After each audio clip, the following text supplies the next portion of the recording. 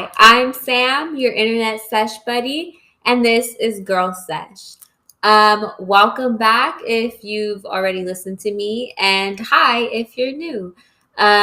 Today's topic that I want to talk about is how I think the moon landing is fake. Before we get into it, you guys already know we're gonna have to smoke. So I'm going in today with, as always, happy. So let's go ahead and open this up. How have you guys been doing? What did you guys do this week? I've been looking at your guys' requests about what you guys want me to talk about. And I was actually surprised because I had a lot of people comment that they wanted me to do conspiracy theories or stuff like that. And I was like, oh yeah, I should just start already. Like, what am I waiting for? So I decided to do, the moon landing. I think it's fake, and it's funny because at first you're kind of sorry, this is taking forever to open. At first I was like, dude, why would it be fake? But after a while I was like, low key, what if it is? So I will be digging into that for you guys, and you guys could decide whether or not you guys believe in it too. Give me 1 second. Technical difficulties here. This bitch was not opening for the life of me. But now I got it open. So now it is time to smoke. I would show you guys what it looks like, but I've shown you guys a billion times. So I'm just going to go ahead and spark it. Now we're smoking. Yeah, I don't know if you guys seen, but my nails, so bomb, right? I went to a girl that I found on Instagram. Her @ is Love Nails, I think. And if not, I'll probably tag it or something. But dude, so bomb. Like, I literally love these nails. And her setup, so cute, dude. Like, so fucking cute. And she actually put me on to Love and Hip Hop. And it's funny, okay, because I'm a little late to the party, right? Because I've never watched Love and Hip Hop before until obviously I went and I got my nails done, and she had it playing, and I was like, I've never watched this before, but it was like so interesting. I was like, I'm gonna go home and watch this shit, and I sure enough did, and now I'm literally binge watching it, and I love it. And yeah, I've been watching that. My boyfriend and I recently just started watching The Mayans, like literally last night. And we're a few episodes in already. Like, we love binge watching shows. So yeah, those are the two shows that I'm on right now. I'm trying to think what else I'm trying to catch you guys up on.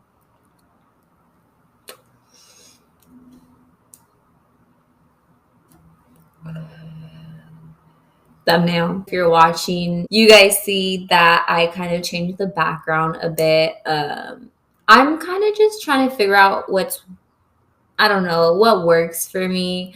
Obviously, when I first started, I had just the pink silk background.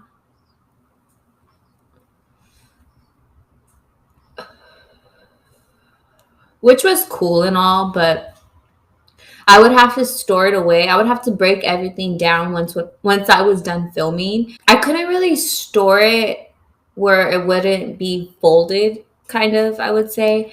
And so every time I would film, I would have to throw it in the dryer and kind of get all the wrinkles out, and then I would have to set it up, and then it was a bitch, to be honest. It was just too much.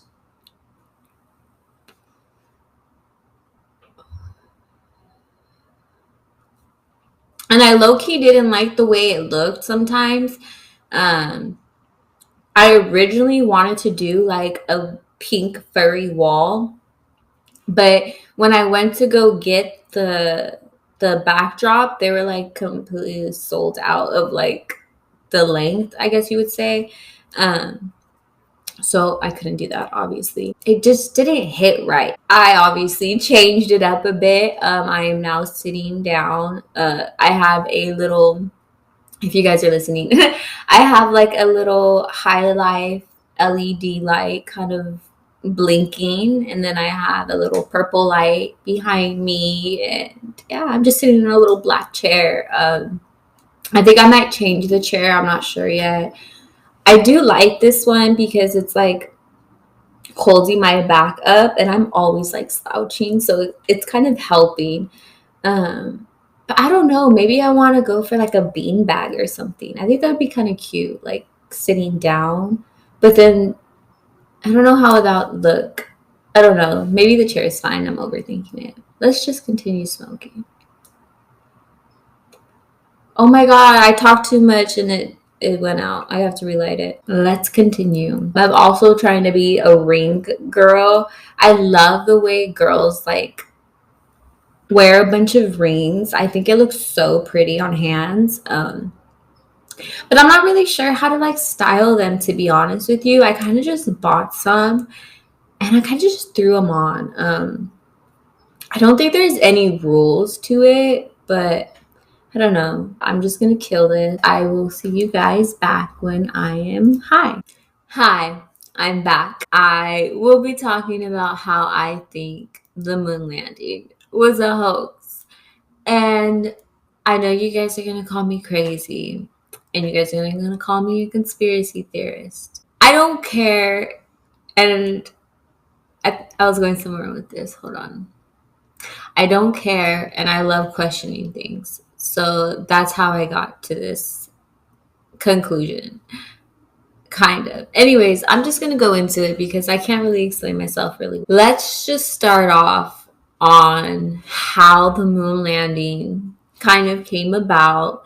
And then we'll jump into reasonings why it could be a hoax.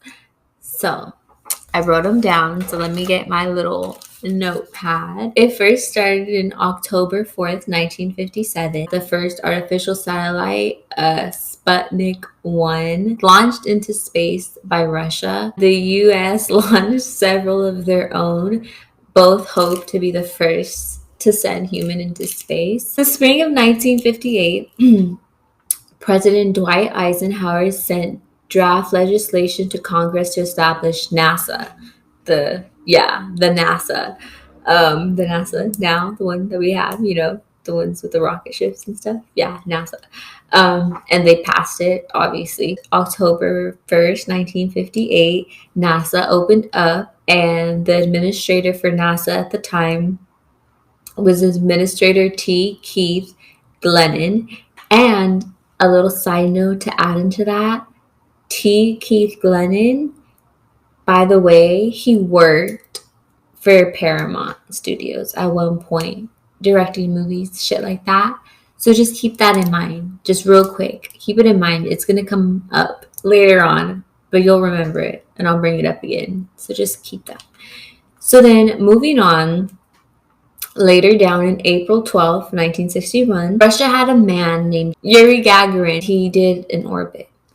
So Russia had, a one up on us, basically, on the US. May 5th, 1961, Alan Shepard became the first human American in space. He went into a Mercury spacecraft named Freedom 7, up, and then he just came back down. They said that the whole total of, going up and coming back down was a total of 15 minutes.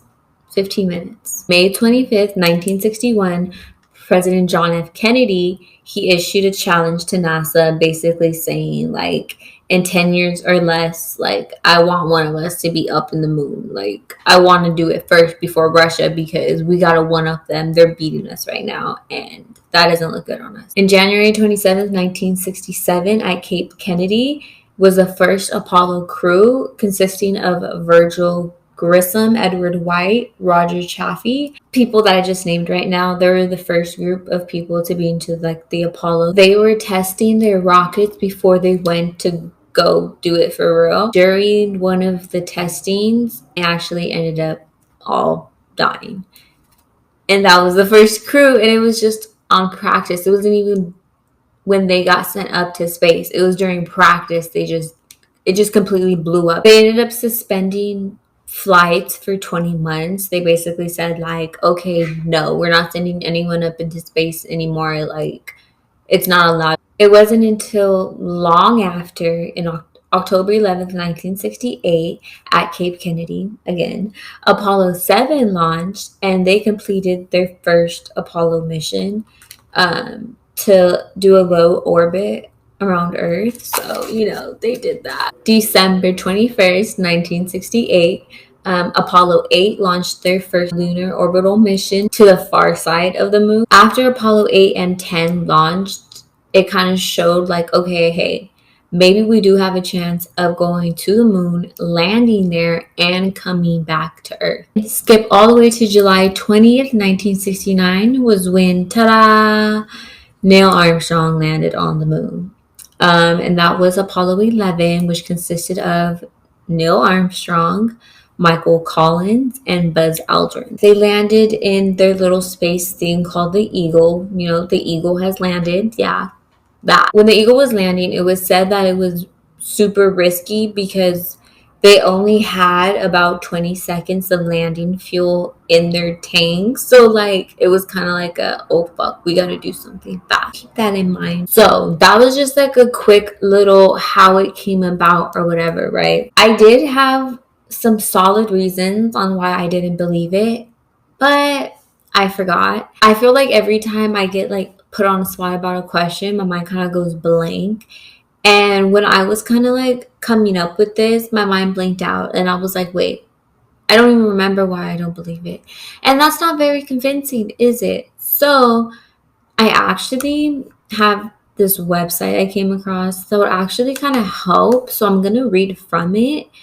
And it's basically 10 reasons the moon landings can be a hoax, saying what people have said, and they kind of debunk it. And I'm just kind of going to read off of it and see if I end up agreeing with it. And maybe at the end, I could probably be like, okay, maybe it is real and I was crazy to begin with. So I'm just going to read this off to you and then I'm going to speak after. Conspiracy theorists have pointed out that when the first moon landing was shown on live television, viewers could clearly see the American flag waving and fluttering as Neil Armstrong and Buzz Aldrin planted it. Photos of the landing also seem to show rippling in a breeze. The obvious problem here is that there's no air in the moon's atmosphere and therefore no wind to cause the flag to blow. Countless explanations have been put forward to disprove this phenomenon as anything unusual. NASA claimed that the flag was stored in a thin tube and the rippled effect was caused by it being unfurled and being planted after. Other explanations involve the ripples caused by the reaction force of the astronauts touching the aluminum pole, which is shown to shake in the video footage. I'm thinking, okay, they do got a point, because how is the flag waving? Because see, I heard that, okay, this is the flag, right? So right here, this finger is a metal pole. And right here is the aluminum pole, whatever. Maybe it's the same material. I don't know. But basically 2 poles, right? So they're saying, how is this flag right here, this loose little area, moving if there's no wind? And if they did just jam it in, why would it be rippling? You get what I mean? So maybe I'm wrong on that. It kind of sounds a little crazy saying it out loud. I was pretty confident in the beginning, and y'all are just gonna learn with me. Number 9 is the lack of the impact crater. The claim goes as follows. Had NASA really landed us on the moon, there would be a blast crater underneath the lunar module to mark its landing. Any footage of the landings, there is no crater visible, almost as though the module was simply placed there. The surface of the moon is covered in fine lunar dust, and even this doesn't seem to have been displaced in photographic evidence. Much like the waving flag theory, however, the lack of impact crater has a slew of potential explanations. NASA maintains that the module requires significantly less thrust in the low gravity conditions than it would have done on Earth. The surface of the moon itself is a solid rock, so a blast crater probably wouldn't be feasible anyway, in the same way that an aeroplane doesn't leave a crater when it touches down on a concrete airstrip. Um, I kind of feel like that's bullshit. Maybe you guys are like, no, Sam, that makes sense. If you look at a lot of the photos, you do see that it looks like nothing was even touched. I guess they did say, like when an airplane lands on, a concrete strip, it's not going to be messed up. And I guess that kind of does make sense. But how do I explain this? How are the astronaut boots able to step into the moon and leave a moon print? But this module spacecraft shit just comes down crazy as hell, and leaves no marks or no type of dust or nothing, but it could get the boot. That's kind of weird, right? Or am I wrong and it just don't make sense at all? Number 8 is multiple light sources. On the moon, there's only one strong light source, the sun. So it's fair to suggest that all shadows should run parallel to one another. That was not the case during the moon landing. Videos and photography clearly show that the shadows fall in different directions. Conspiracy theorists suggest this must mean multiple light sources are present, suggesting that the landing photos were taken on a film set. And quick little disclaimer that conspiracy theorists think that it was filmed on a film set. And the administrator, T. Keith Glennon, who was the first administrator, NASA first opened up, he was, the head guy, him. Remember I said there was a time and point where he worked at Paramount Studios filming. Like, come on. And he worked at another studio. I don't remember the name. That adds a little to it, does it not? Like, who would have known? I would have never known, actually, unless I didn't research him. And when I did, I just so happened to be like, I kind of want to see, like, how he grew up. And so I was reading on to it, and that's when I found out that he worked at them before, which is kind of fishy, is it not? Or does that not matter? I don't know. Maybe it don't, but I think it does. NASA has attempted to blame uneven landscape on the strange shadows with subtle bumps and hills on the moon's surface, causing the discrepancies. This explanation has been tossed out the window by some theorists. How could hills cause such large angular difference? I don't know how to explain it. Just look at the pictures. It looks like it is getting lit by multiple, light fixtures. Just keep going. Number 7 is the Van Allen radiation belt. In order to reach the moon, astronauts had to pass through what is known as the Van Allen radiation belt. Conspiracy theorists contend that the sheer levels of radiation would have cooked the astronauts en route to the moon, despite the layers of aluminum coating the interior and exterior of the spaceship. NASA have countered this argument by emphasizing the short amount of time it took the astronauts to traverse the belt, meaning they only received very small doses amount of radiation.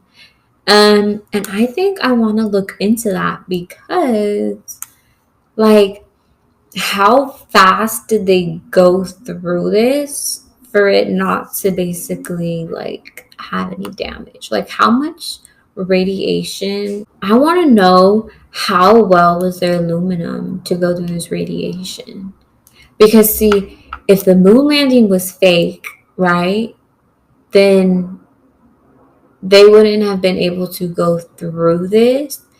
And that's why it adds on to, like, why would be a reason that they didn't go and they just said they went, to just so basically they could one-up Russia and be like, yeah, we went, already done. And number 6 is an unexplained object. It's just a picture of an astronaut. It's basically like a picture into his helmet, and it's like reflecting back off so you could see like who's taking the picture and whatnot. Some type of rope hanging behind him or a wire. I don't know how much I believe that. I don't know what it could be. It literally could be anything. Maybe it's a floating drone or something. I'm not sure how much I believe that one, only because, like I said, I don't know what it could be. Number 4 is lack of stars. All the pictures, there's like No stars. None. One compelling argument for the moon landing hoax is the total lack of stars in any of the photographic video evidence they have of, obviously, the moon landing. There's no clouds on the moon, so stars are perpetually visible and significantly brighter than what we see through the filter of Earth's atmosphere.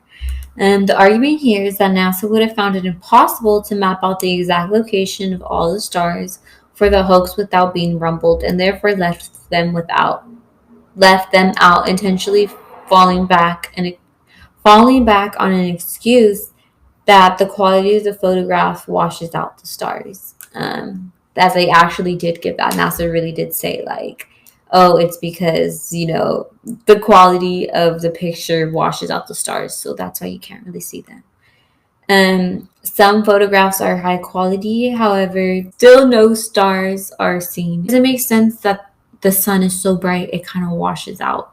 Because I don't know anything about space, right? But do they know anything about space? Like, I don't know. The next one is the sea rock. There's some pictures that a rock is in, and on the rock is a big perfect sea. Basically, they're saying like it was shot in a studio, a film set, because on film set, I guess props are labeled. They said that it could be probably dust or hair on the camera lens. This was the top one. It's called the duplicate backdrop. There's a picture. One set of the picture is like these little mountains, bunch of like rocks on the bottom, right? And the second picture is the mountains again, but it's clear, like there's no rocks. It's just a whole bunch of like tire marks, basically. And the third picture, both backgrounds combined together, and they match perfectly because it's the same mountain, despite being officially listed by NASA having been taken miles apart. So NASA says those pictures aren't even taken close together. But what are the odds that they shaped up exactly the same? I guess maybe you could argue with this is that, like when there's a big mountain, I guess, and if you go on this side and take a picture, it's, I don't know, say a circle. And then if you come on this side and take a picture, it's still a circle because you're still, going around the same area. So I guess maybe you could argue that. I didn't think of that before. It does seem a little fishy. It does seem just a tiny bit fishy. Yeah, I feel like we should be able to go back. I don't know if it's fake or not. I'm not like, I 100% completely believe it was fake, but I'm not 100% like, yeah, I believe we actually went. I'm a little iffy about it because there's a lot of things that don't add up, and that's for yourself to think of. You could be like, Sam, you're crazy, but thanks for giving me a show. That's it for today's episode. If you want to hear any more of my crazy conspiracy theories, you could go ahead and let me know. Again, thank you for watching Girl Sesh. I'm Sam, your Internet Sesh Buddy. I will see you guys on the next episode. Bye.